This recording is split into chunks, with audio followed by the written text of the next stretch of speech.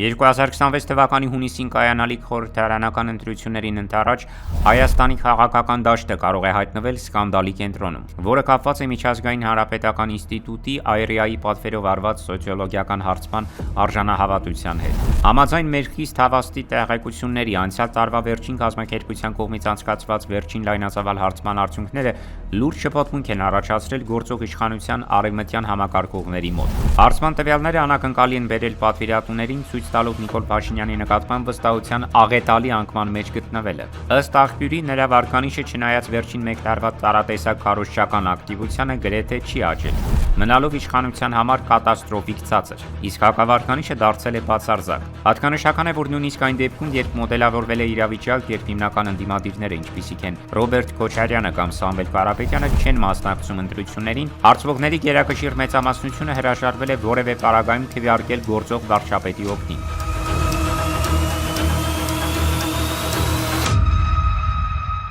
Մեր աղբյուրը նշում է, որ վերջերս այդ զեկույցը ենթարկվել է սրբագրման։ Թվերն արհեստականորեն ուռճացվել են Փաշինյանին որպես անցողիկ առաջնորդ ներկայացնելու համար։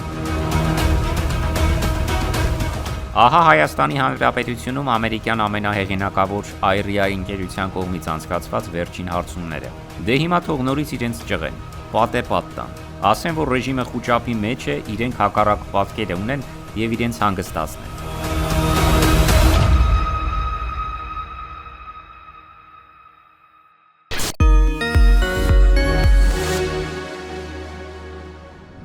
Այդ թիվը մոտավորապես կարող է արժանահավատ լինել, այսինքն Նիկոլ Փաշինյանի վերագրվող թիվը կամ իշխանությանը։ Այլ հարց է, որ մնացածի թիվն են զգալիորեն կարծում եմ ռետուշ արել, նվազեցրել եւ այլ եւ այլ։ Որովհետեւ իշխանության հաշվին, մասնակիցների գուցե հաշվին։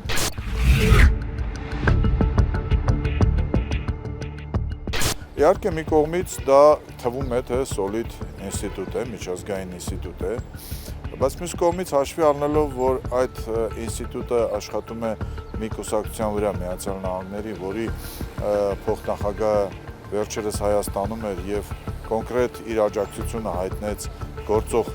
վարչապետին, գործող իշխանություններին, պարզ է, որ այստեղ մենք, ինչպես ասում են, օրինական եւ տրամաբանական իրավունք ունենք կասկածելու այդ արդյունքների։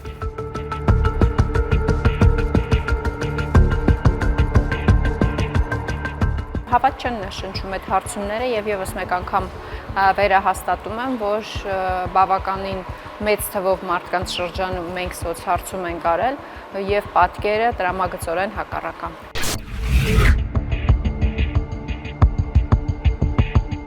Իրականում նպատակը ոչ թե ցույց տալ իշխանության տոկոսը, այլ ցույց տալ ընդդիմադիրների քիչ ձայները, իսկ այս պարագայում ակնհայտ է, որ ինչպես նախորդող վերջին 5 տարիներին, այս նախընտրական շրջանում էլ ակնհայտ է, որ հիմնական, եթե ոչ թիրախը, ապա հիմնական թիրախներից մեկը Հայաստան դաշինքն է եւ երկրորդ նախագահ Ռոբերտ Քոչարյանը։ Կարծում եմ, այստեղ շատ մտածելու բան էլ չկա։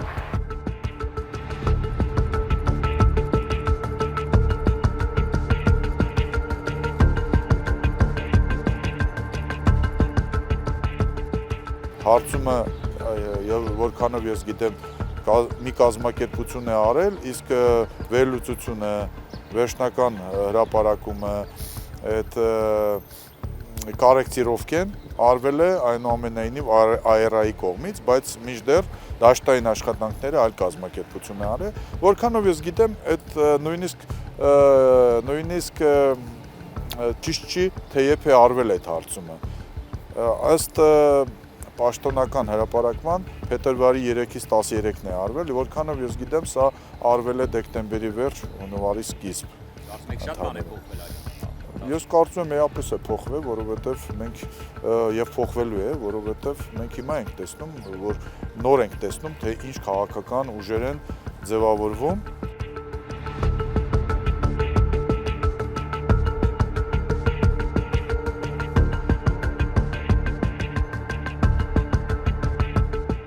Ակնհայտ է, որ այսօր մեր օրերում սոցիոլոգիական հարցումներ անելը ոչ թե իրական պատկեր ստանալ եւ հասարակությանը ներկայացնելն է, այլ տեղեկատվական տեխնոլոգիայի, քարոզչական տեխնոլոգիայի էական մաս է դարձել։ Դրանով փորձում են մթնոլորտ ստեղծել հասարակության մեջ արդեն իսկ կարծիք ձևավորել, արմատավորել եւ երկու նպատակա դե հետապնդում։ Նախ փորձում են մարդկանց ցույց տալ, որ ընտրություններին մասնակցելը, ձեր մասնակցությունը որևէ այսպես էական որոշիչ դեր չի ունենալու, քանի որ արդյունքները արդեն իսկ կանխորոշված են, այսինքն մարդու մոտ ենթագիտակցորեն այդ հարցումների հրապարակումը տպավորություն է թողում, որ արդեն իսկ ենթագիտակցության մեջ տպավորություն է թողում, որ արդեն իսկ կանխորոշված է արդյունքը, եւ մյուս կողմից էլ նաեւ երկրորդ ամենակարևոր բանը փորձում են այսպես հուսահատության հետ զուգահեռ նաեւ այսպես փորձել ամրապնդել Նիկոլ Փաշինյանի դիրքերը։ Ես հիշում եմ, որ իրենք հպարտանում էին, ասում էին, որ սահմանադրական մեծամասնություն են ունենալու, բայց այդ հարցումները, որոնցով իրենց ձայները 25% էր, մեղմ ասած, սահմանադրական մեծամասնություն չի։ Մեր ժողովրդին պետքա, որպեսզի խաղաղության թիմը ստանա բացարձակ սահմանադրական մեծամասնություն։ Մեր նշաձողը 65%-ն է այս ընտրություններում։ Արդյունքները նկարվում են կամ ձևակերպվում են կոնկրետ խնդիր լուծելու համար, կոնկրետ թիրախի տակ։ Եթե չեմ սխալվում, 24%-ի մասին էր խոսքը Նիկոլ Փաշինյանի ռեյտինգի, բայց շատ ավելի հետաքրքիր կլիներ, եթե իհարկե 26 լիներ, այսինքն ամբողջովին համապատասխանել տրիպի մասնաբաժնին, դա թերևս ավելի տրամաբանական կլիներ, եթե սարքում ես, միջև վերջ սարքել կարելի էր։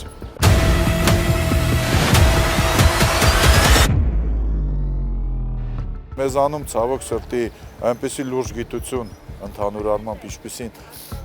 ինչպիսին սոցիոլոգիան է, շատ դեպքերում եւ հիմնականում հասարակական կարծիքը իմանալու գործիքից վերածվել է հասարակական կարծիք ձևավորելու գործիքի, այսինքն տրենդ է ձևավորվում եւ տատանվողները սովորաբար գնում են հաղթողի, պսևդո հաղթողի հետևից, ապա այստեղ այդ գործիքի օգտագործումն էլ է այս ամեն ինչով հասկանալի։ Եթե մենք բայց ամեն դեպքում, տեսեք, եթե մենք համեմատենք նախկին սոցիոլոգիական հարցումների հետ, կամ բառացիորեն օրերս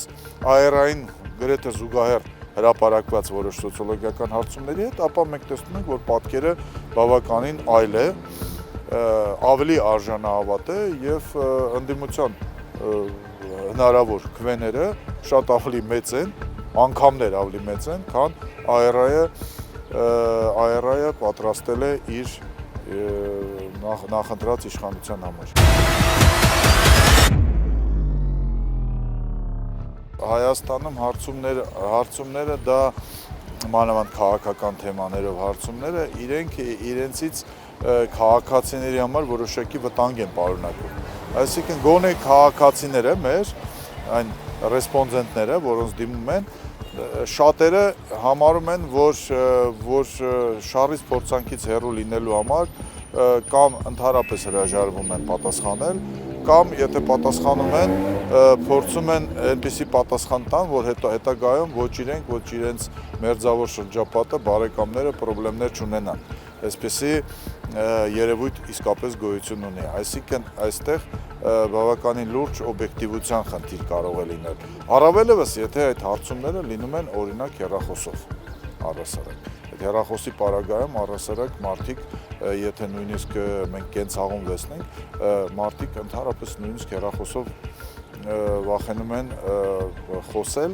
որպեսզի չգաղտնալսվեն եւ այլը, հա, այս առումով։ Այդ իսկ պատճառով որոշակի վերապահումներ իսկապես կա։ Բայց ցավոք սրտի, երբ այլ համեմատելու տվյալներ չեն լինում, մենք ստիպված ենք լինում, այդ թվում եւ այն մարդիկ, ովքեր որ զբաղվում են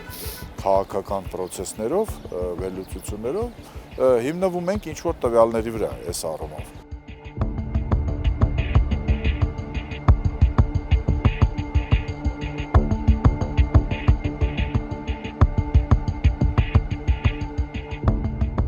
Ես մի բանում վստահ եմ, որ այս հարցումը բացարձակապես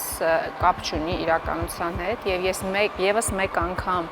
օգտվելով այս առիթից մեր սիրելի հայրենակիցներին ուզում եմ կոչ անել, որ անպայման մասնակցեն ընտրություններին, անպայման գնան եւ իրենց ձայնը տան իրական ընդդիմադիր ուժերից որևէ մեկին։ Մենք միանշանակ ներկայացնելու ենք մեր ծրագիրը,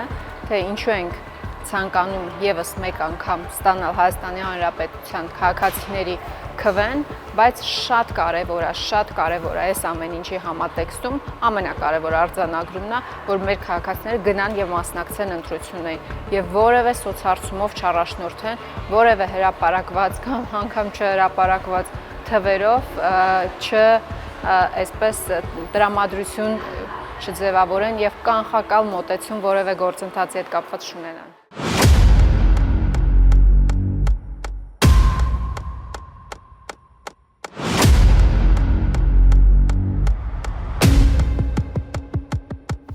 Այստեղ նաև որոշակի դրական տենդենսներ եմ ես տեսնում, որովհետև նույնիսկ այս պարագայում, 24%-ի պարագայում,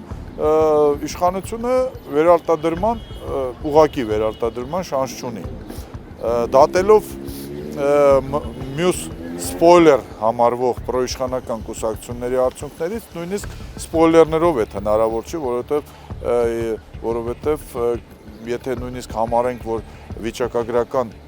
անճշտությունը դա սովորաբար նման հարցումներում 2-ից 3% է եւ եթե նույնիսկ համարենք, որ որևէ մեկը այդ սպոյլեր կուսակցություններից այդ վիճակագրական անճշտությունների, դրական անճշտությունների պայմաններում 4% անցնում է, միևնույն է մենք տեսնում ենք, որ խոսքը վերաբերվում է 30%-ի առավելագույնս։ Ես, այսպես ասենք, լավ կլորացնում եմ, լավ բարձրացնում եմ այդ տոկոսը։ Մեր նշաձողը 65%-ն է։ Գիտեք, ես կարծում եմ, որ այն փոքր երեխաների նման իրանց այնքան քիչ բան է պետք, չգիտեմ, փոքր մի կոնֆետն էլ կարող է բավականացնի կամ ինչ-որ մի թեթև հաջողությունը նախընտրական այս փուլում կարող է իրանց բավականացնի, երջանկություն պարգևի, հույսներ շնչի, որ իրանք եւս մեկ անգամ վերընտրվելու են, բայց ցավոք իրենք հուսախաբ են լինելու, մեղմ ասած հուսախաբ են լինելու եւ ընտրությունների օրը տեսնելու են, որ ոչ է ասում Հայաստանի Հանրապետության քաղաքացիներին իրենց եւ իրենք չեն ունենալու մեծամասնություն եւ չեն կարողանալու ձևավորել մեծամասնություն։ Ես դրանում վստահ եմ, առավել քան վստահ եմ։ Դրանով է պայմանավորված նաեւ դուք ասում եք, այ ոնց է որ ուրախանում են այս 25%-ով, դա դրանով է պայմանավորված, որ կարողանալով գնահատել ռեալ իրավիճակը, իրենք հասկանում են, թե ինչպիսի վիճակում են գտնվում, իրենց ձայները որքան է, այնպես չի որ ձայն չունեն բնականաբար, բայց բնական է, որ դա բավարար չի իշխանություն ունենալու, սահմանադրական մեծամասնություն ունենալու համար։ Դրա համար են մի օր պերաշկի են բեմադրում, մի օր կուկուռուզ ուտելու փարթի են բեմադրում, մի օր սուջուխ էին ուտում, հետո ավտոբուսի մեջ ինչ որ տանցի։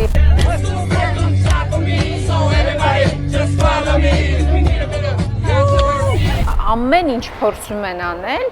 նախ եւ առաջ ուշադրության կենտրոնում լինելու համար, որտեղ որ քաղաքացին լսի, նախ դու պետք է իր ուշադրության կենտրոնում լինես, այսինքն իրենք հասկացել են, թե ինչ մեծ անտարբերություն, մեղմ ասած անտարբերություն կա իրենց քայլերի եւ գործողությունների նկատմամբ։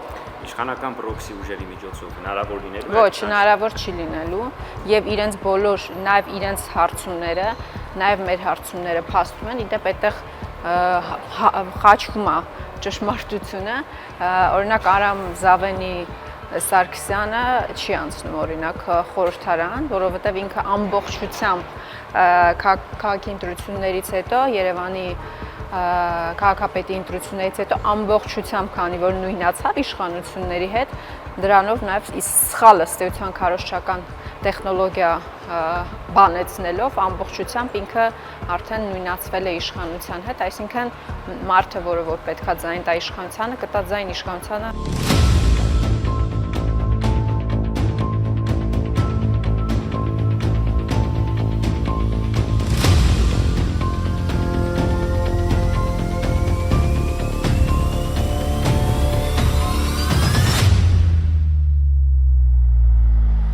Տեսականորեն հնարավոր եմ համարում, որ մեկ պրոքսի ուժ կարող է պայքարել անցողիկ շեմա անցնելու համար միայն մեկը։ Դուք հիմա ձեր հարցում կար պրոքսի ուժեր, ես կարծում եմ առավելագույնս պրոքսի ուժի մասին կարող է խոսք լինել, որը որ փորձելու է ամենայն դեպս մոտենալ այդ շեմին, բայց բնականաբար ես չեմ կարող հիմա վստահ լինել, թե ինչ արդյունք կլինի, ես այդ իսկ պատճառով ասում եմ, եթե նույնիսկ հիմա մենք նայում ենք ամերիկացիների տրամադրած 24%-ը եւ նայում ենք այդ թվում նաեւ այն պրոքսի ուժի թիվը, որի մասին ես ակնարկում եմ, հիմա էլ դա հնարավոր չէ ընդհանուր առմամբ, բայց դեռ 3 ամիս ժամանակ կա, ամեն ինչ հնարավոր է, բայց նույնիսկ այդ պարագայում ես կարծում եմ պրոբլեմատիկ է լինելու, ընդհանրապես պրոբլեմատիկ է լինելու գումարային առումով 50+1 վեցնել, եթե որևէ աննախադեպ ինչ-որ տրամադրություն փոխող իրադարձություններ չլինեն ընդհանուր առմամբ, որը որ ես հիմնականում ճիշտ ասած կապում եմ արտաքին գործոնի հետ, որովհետև չեմ կարծում, որ երկրի ներսում այնպիսի կարդինալ բաներ պետք է տեղի ունենան, որոնք զգալիորեն, ասենք, մոտ 50%-ի չափով կարող են մարդկանց տրամադրությունների վրա էապես ազդել։ Ես կարծում եմ, իհարկե գլխավոր պայքարը գնալու է մասնակցության համար, որովհետև զուտ մասնակցության տոկոսը ինքը կարող եմ ասել վճռորոշ նշանակություն է ունենալու իշխանության վերարտադրման գործում։